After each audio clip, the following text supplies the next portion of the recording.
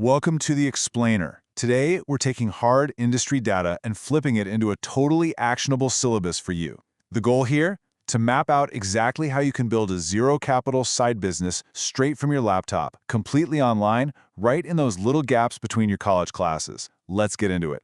So how do you actually build an income stream when your bank account is sitting at a solid zero and finals are breathing down your neck? Look, this is the ultimate student dilemma, right? Your schedule is absolutely packed. You have literally zero extra cash to dump into inventory or fancy software, and there is no way you're commuting to some traditional part-time job. You need an income stream that is aggressively flexible, something that requires nothing but a decent Wi-Fi connection and your own resourcefulness. And honestly, your timing couldn't be better. Check this out. According to Grandview Research, the global creator economy is projected to hit an eye-watering $310.4 billion in 2026. Yeah, billion with a B. This isn't just some passing internet trend anymore. We're talking about a massive, highly validated financial ecosystem. And the absolute best part? A huge slice of that pie goes directly to the folks operating behind the scenes. So, here's our playbook for today. We're covering creator services, content repurposing, local business growth, niche digital products, and finally, scaling your empire. Okay, let's kick things off with play number one, creator services. So what exactly are we talking about here? Look, when we say the creator economy, forget about needing to be the one doing trendy dances on TikTok or vlogging your daily life. You don't need to build an audience at all. See, creators today are operating like full-scale businesses, which means they are hiring like businesses. They desperately need that vital behind-the-scenes infrastructure. We're talking about people to write scripts, package thumbnails, and manage sponsorships. Basically, the operational work that directly gets them more views and revenue. Here's your 3-step checklist. You can literally start doing this right now from a library desk. Step 1. Find creators who are relying on weak, kind of sloppy, AI-generated content or bad thumbnails. Step 2.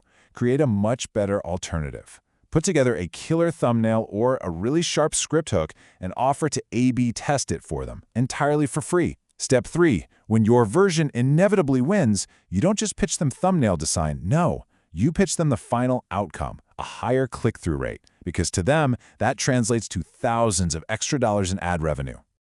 Now, how does this actually scale for a busy student? Well, in month 1, you're the beginner. You're trading a few hours of free time for a flat fee per thumbnail or script, maybe bringing in an extra $500 a month. Not bad. But fast forward to month 6. You've proven your worth, right? You transition into being a strategist. Now you're earning a monthly retainer plus a commission on the extra ad revenue you bring in. Suddenly, you're pulling in $3,000 or more a month, all while sitting in the back row of a lecture hall. It's a total game changer. All right, moving right along to play number 2, content repurposing. Now, if you're thinking, isn't the short-form video market way too crowded? Well, HubSpot's data says otherwise. Looking at 2026, short-form video absolutely dominates as the top ROI-driving content format, sitting at 49%. Even if it feels super saturated to you as a casual consumer, from a business perspective, founders and local experts still desperately need to be visible in this format just to survive. So here's your checklist to capitalize on this demand. 1. Identify an expert, maybe a business consultant or a local real estate agent, someone whose knowledge is currently trapped inside long, hour-long podcasts or webinars. 2. Use your natural, built-in understanding of internet culture to extract the very best moments and craft them into punchy 3-second hooks. 3. Format them vertically, add those snappy captions, and schedule out a consistent publishing calendar. Your unique value here isn't just knowing how to use basic editing software, it's your good taste, it's your ability to spot a viral moment. And guys, this is the true power of content leverage. You aren't just charging $10 to make one fancy little clip. No, you're charging anywhere from $750 to $2,000 a month per client because you're redistributing their entire library of knowledge across multiple platforms. You are selling a comprehensive distribution strategy. And because the source material already exists, you can easily manage this in short, highly focused bursts of free time between classes. Let's shift gears a bit. Play number 3, local business growth systems. Stepping away from the creator economy for a second, let's look at Main Street. According to Bright Local's 2026 consumer survey, 97% of consumers read local reviews before deciding where to spend their money. 97%. Think about it.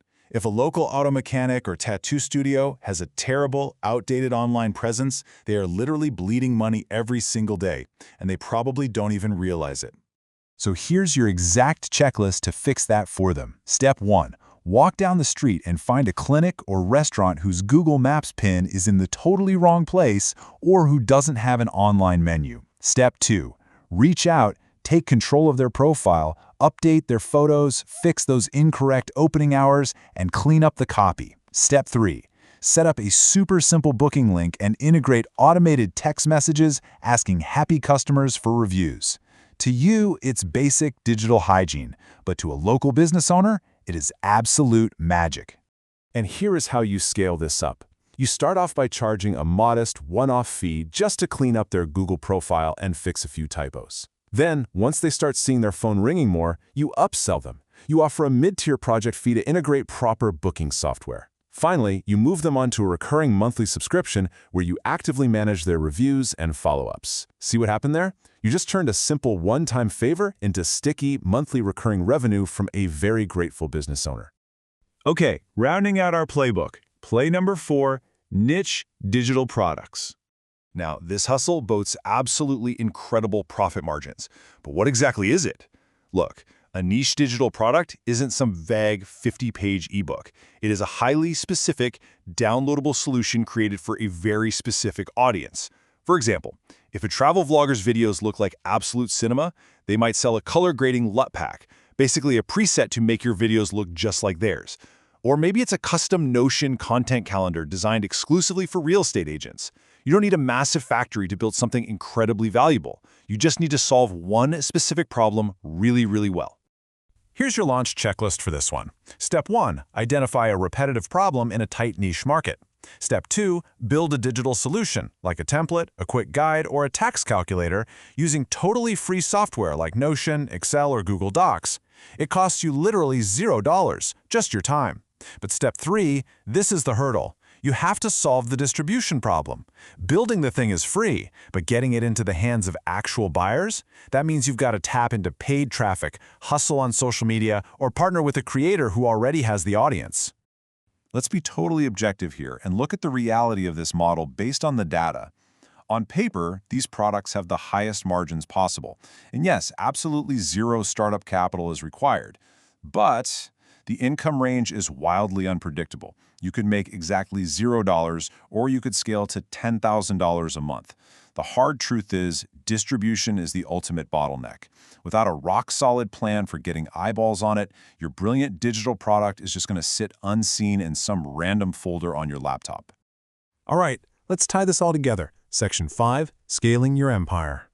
Whichever of these 4 paths you choose, there is a fundamental lesson here for your long-term success. I really want you to remember this vital insight from the source data. A beginner sells labor, a consultant sells pattern recognition. Think about that. When you start any of these hustles, you're doing messy, manual work.